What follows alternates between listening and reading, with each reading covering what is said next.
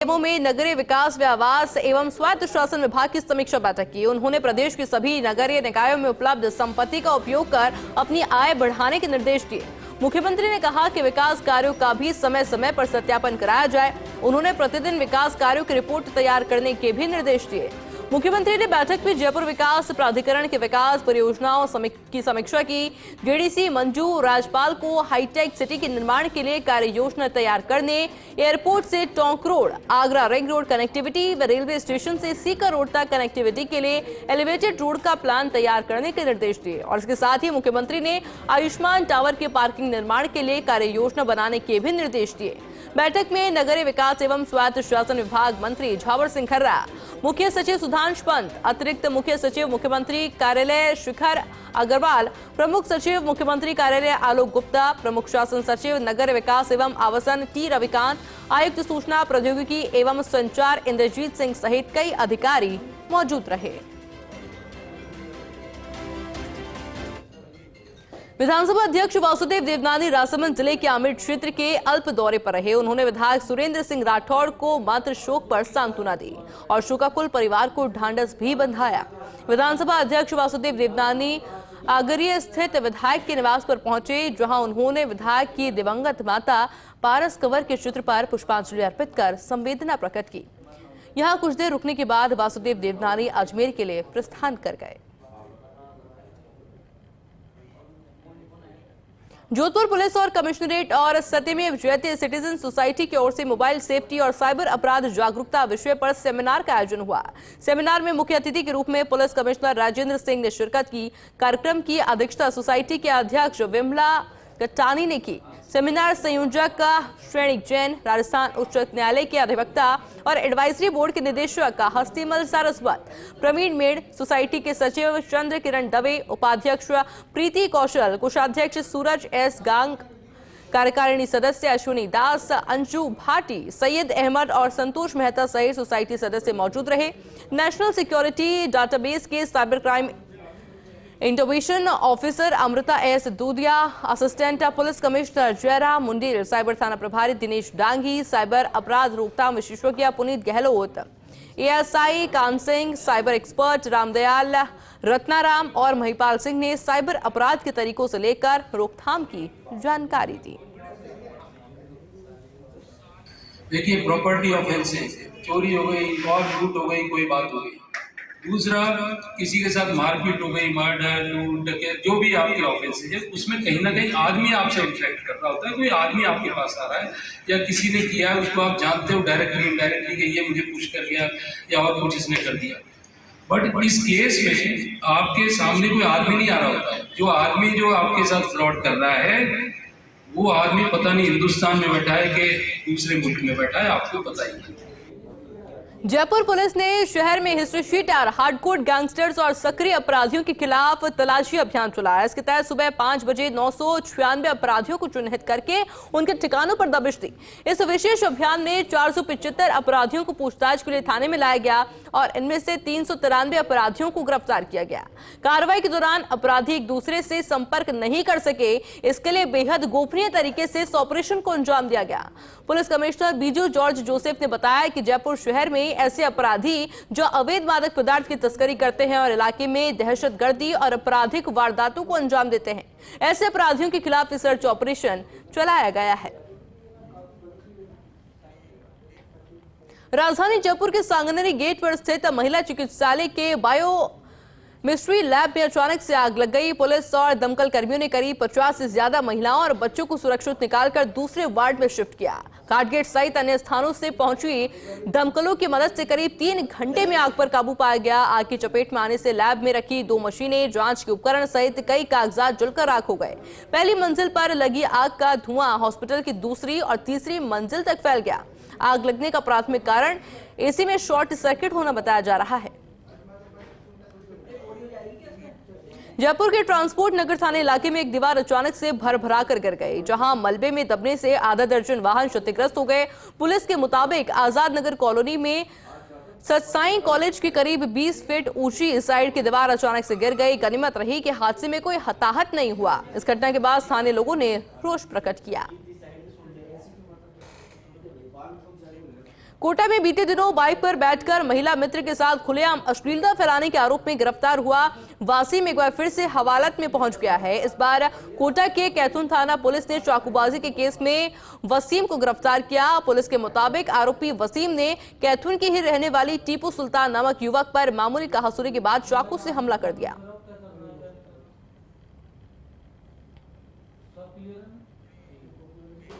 करौली मासलपुर सड़क मार्ग पर चैनपुर गांव के पास अनियंत्रित ट्रैक्टर ट्रॉली के पलटने से एक महिला की मौत हो गई, साथ ही करीब 24 लोग घायल हो गए हैं। घायलों को करौली अस्पताल में भर्ती करवाया गया। दुर्घटना में मृत महिला का शव करौली हॉस्पिटल के मोर्चरी में रखवाया गया।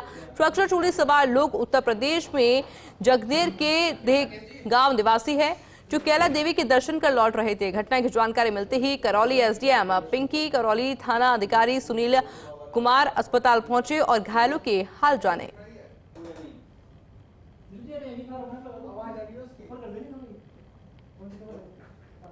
और फिलहाल अस्पताल की तस्वीर आपको दिखा रहे हैं, जहां बड़ी संख्या के अंदर जो लोग घायल हुए उन्हें पहुंचाया गया।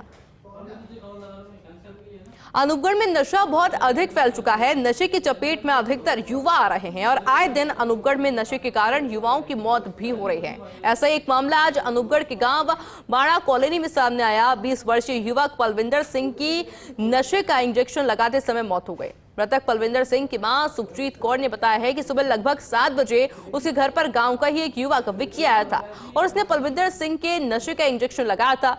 नशे का इंजेक्शन लगाते ही पलविंदर की मौत हो गई। पुलिस ने पोस्टमार्टम करवाकर शव परिजनों को सौंप दिया है और मृतक की मां की रिपोर्ट पर विक्की के खिलाफ मामला दर्ज किया गया है। अलवर शहर के विशाली नगर थाना क्षेत्र के गांव में एक आरोपी को पकड़ने गई पुलिस पर परिजनों ने पथराव कर दिया। मामले में एएसपी तेजपाल सिंह ने बताया है कि कई थानों से वांछित अपराधी और एनईबी थाने का एसोसिएटर फिरोज खान को पकड़ने जब पुलिस गई तो आरोपी के परिजनों ने पुलिस पर पथराव कर दिया और आरोपी पकड़ते समय पुलिस के साथ खींचतान भी की गई, जिससे आरोपी फिरोज को भागने का मौका मिल गया। पुलिस ने मामले में कुछ लोगों को हिरासत में भी लिया है।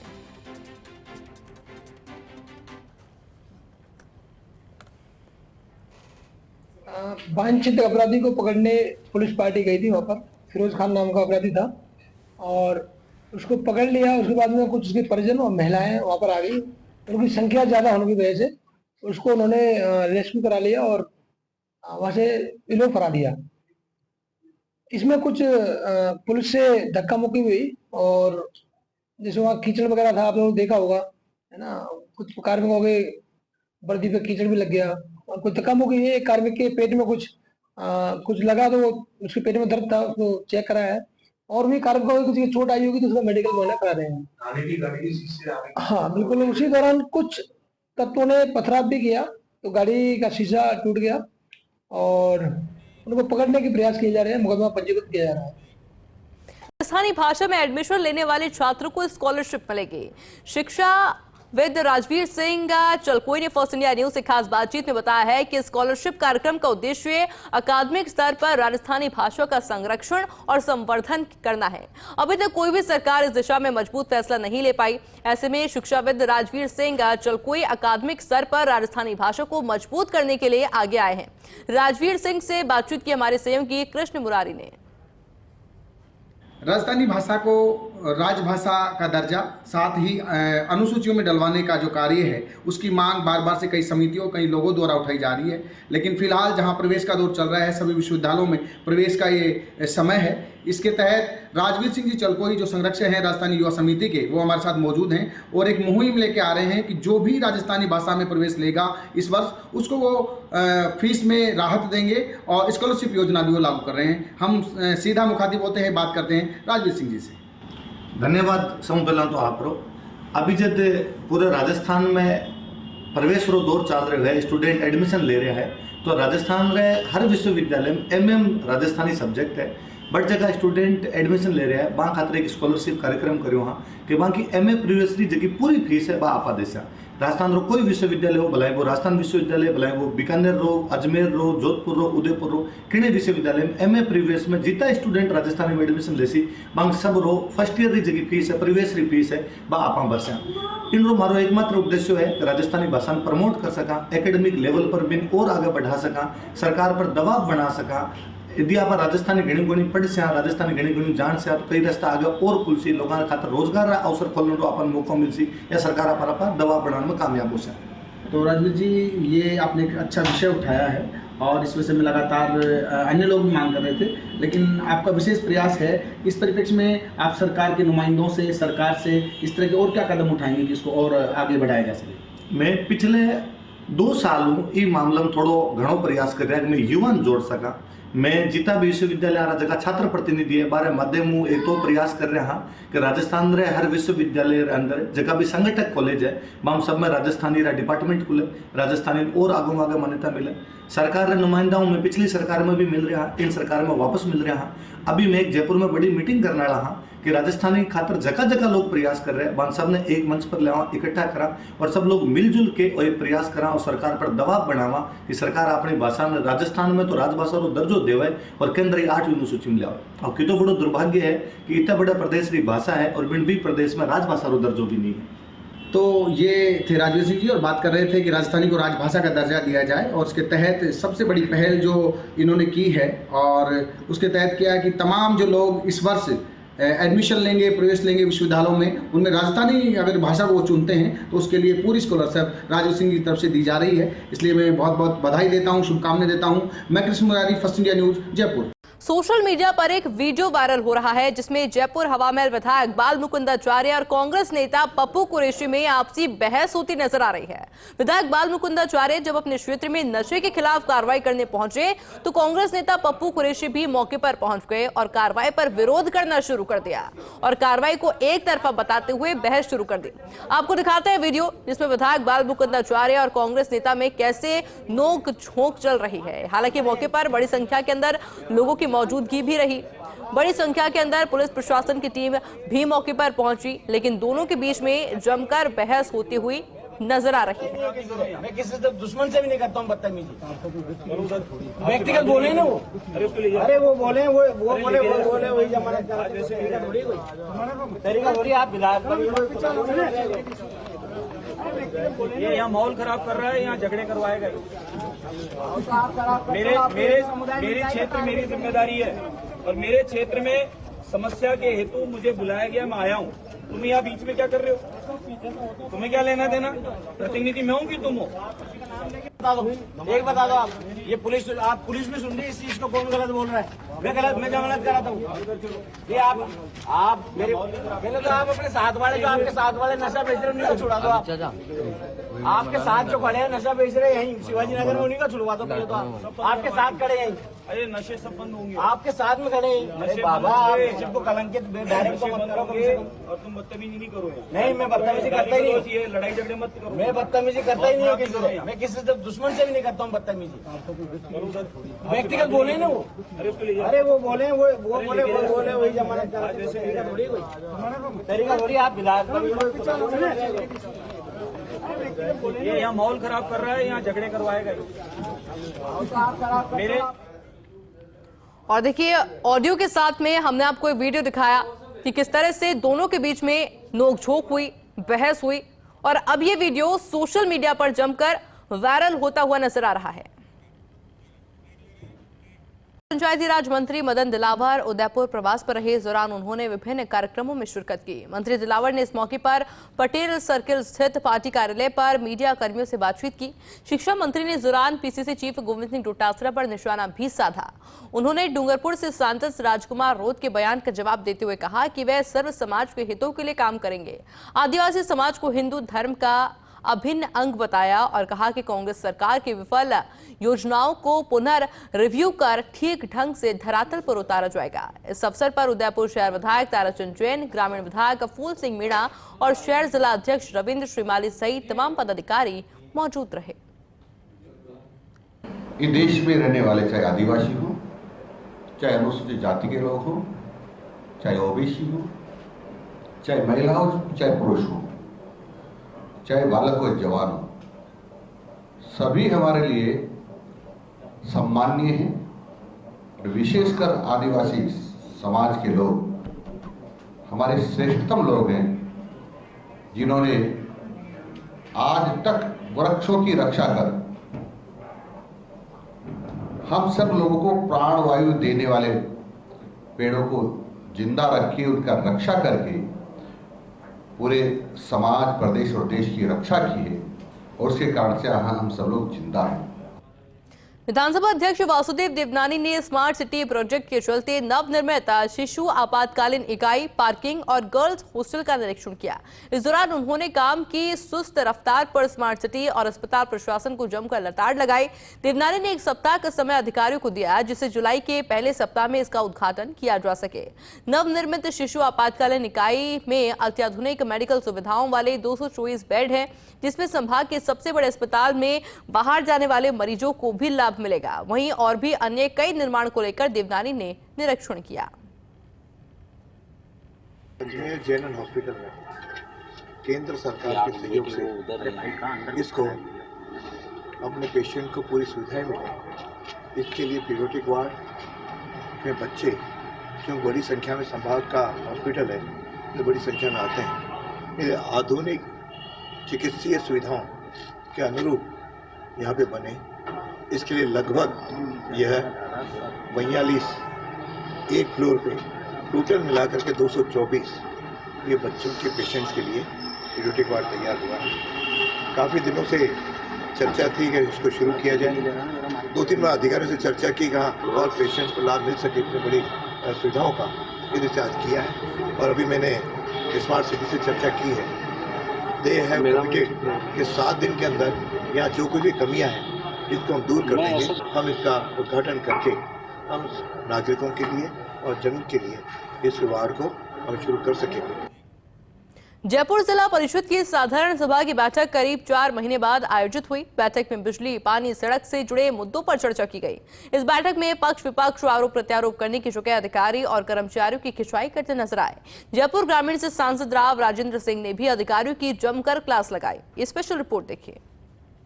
जयपुर जिला प्रमुख रमा चोपड़ा की अध्यक्षता में साधारण सभा की बैठक हुई। बैठक में पक्ष विपक्ष के हंगामे की बजाय जिला परिषद सदस्य अपने क्षेत्र के कामकाज को लेकर गंभीर नजर आए।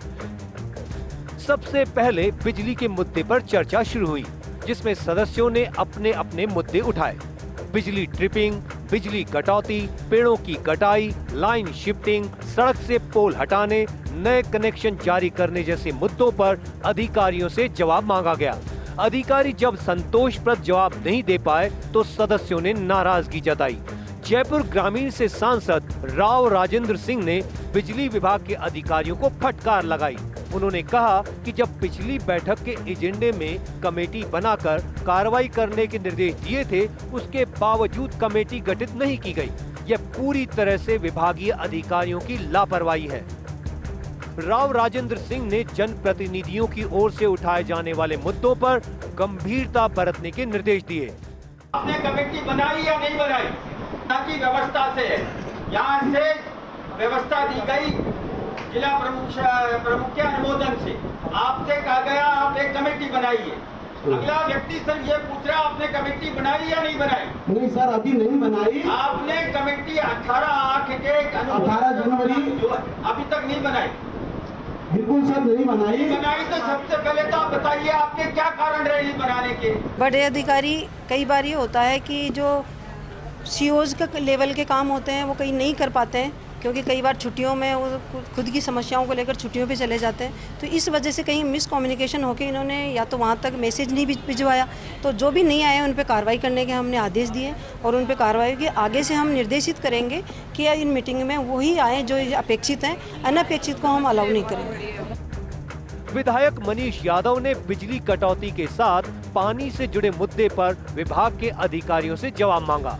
जिला परिषद सदस्यों के प्रस्ताव पर कार्य स्वीकृत नहीं होने की शिकायतें भी सामने आईं। अधिकांश कार्यों में समय पर स्वीकृति के अभाव में बजट लैप्स होने की बात भी सामने आई, जिस पर मुख्य कार्यकारी अधिकारी शिल्पा सिंह ने विकास अधिकारियों को समय पर फाइल भेजने के निर्देश दिए। सीईओ ने पंचायत समितियों में भ्रष्ट कार्मिकों को हटाने की सैद्धांतिक सहमति की बात कही।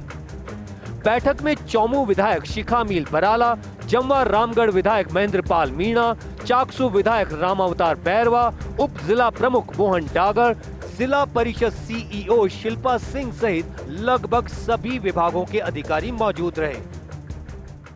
सारे अधिकारी जो वास्तव में जिला परिषद की मीटिंग में, साधारण सभा में जिनको आना चाहिए, वो सब लोग आए, ताकि जो तमाम जो हमारे जिला परिषद के सदस्य हैं, जो हमारे जो प्रधान हैं, हम जो विधानसभा से जो कोई भी व्यक्ति आए हैं, उन सब की बातों को गंभीरता से लिया जा सके। आज हमारे शाहपुरा का भी विषय, जिसमें मोटे तौर पर पानी का एक बहुत बड़ा संकट पूरे हमारे तो पूरे विधानसभा क्षेत्र में बहुत बड़ा संकट रहा है। और जब 50 डिग्री तापमान इस गर्मी के मौसम में लोगों को एक एक बूंद के लिए तरसना पड़ा है, और जनता कहां पर जाए, जनता किसको बोले। आज हमारी काफ़ी दिनों के बाद में, लगभग 6-7 महीने बाद में जिला परिषद की साधारण सभा की बैठक हुई है।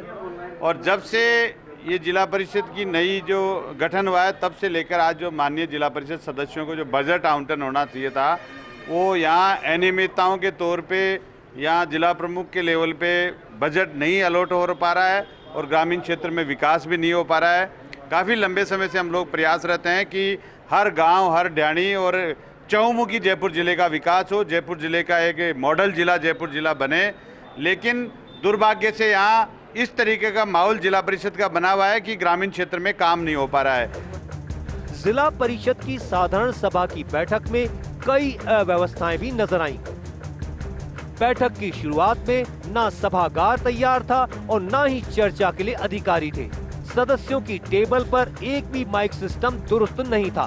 बैठक में उच्चाधिकारियों की अनुपस्थिति का मुद्दा भी उठा। सभा में वन, PHED के बीसलपुर योजना से संबंधित NHAI सहित कई विभागों के अधिकारी बैठक से अनुपस्थित रहे, जिस पर सीईओ ने अनुपस्थित अधिकारियों को कारण बताओ नोटिस जारी करने की बात कही। बैठक के दौरान पिछली बैठक की कार्यवाही का अनुमोदन किया गया। जिला परिषद की वार्षिक कार्य योजना और पंचायत समितियों की वार्षिक कार्य योजना वर्ष 2024-25 का भी अनुमोदन किया गया। इसके अलावा मनरेगा योजना के तहत पूरक वार्षिक कार्य योजना वर्ष 2024-25 का अनुमोदन किया गया। साथ ही पट्टा पत्रावलियों का अनुमोदन हुआ। 4 महीने बाद जिला परिषद साधारण सभा की बैठक तो आयोजित हुई, लेकिन इस बैठक को लेकर ना जिला परिषद का सभागार तैयार था और ना ही जिला प्रशासन के अधिकारी कर्मचारी बैठक को लेकर तैयार थे। यही कारण रहा कि जिला परिषद के जिन सदस्यों की ओर से बिजली, पानी, सड़क जैसे मुद्दों पर चर्चा के दौरान जो इशू उठाए गए, उनका संतोषप्रद जवाब अधिकारियों की ओर से नहीं दिया गया। और जयपुर ग्रामीण से सांसद राव राजेंद्र सिंह, जो आज पहली बार साधारण सभा की बैठक में पहुंचे थे, उनकी ओर से भी बिजली विभाग के अधिकारियों को जमकर फटकार लगाई गई। सभागार का माइक सिस्टम भी पूरी तरह से फेल था। सदस्यों की ओर से ये मुद्दा भी उठाया गया। इसके साथ ही उच्च अधिकारियों की अनुपस्थिति का मुद्दा भी सदस्यों की ओर से उठाया गया। जिन विभागों के अधिकारी कर्मचारी बैठक में नहीं पहुंचे थे, उनको कारण बताओ नोटिस देने की बात भी कही गई। वीडियो जर्नलिस्ट CS माथुर के साथ Dinesh Kasana, first India news, Jaipur. और चलिए बुलेटिन में फिलहाल के लिए बस इतना ही। आप देखते रहिए फर्स्ट इंडिया न्यूज। नमस्कार।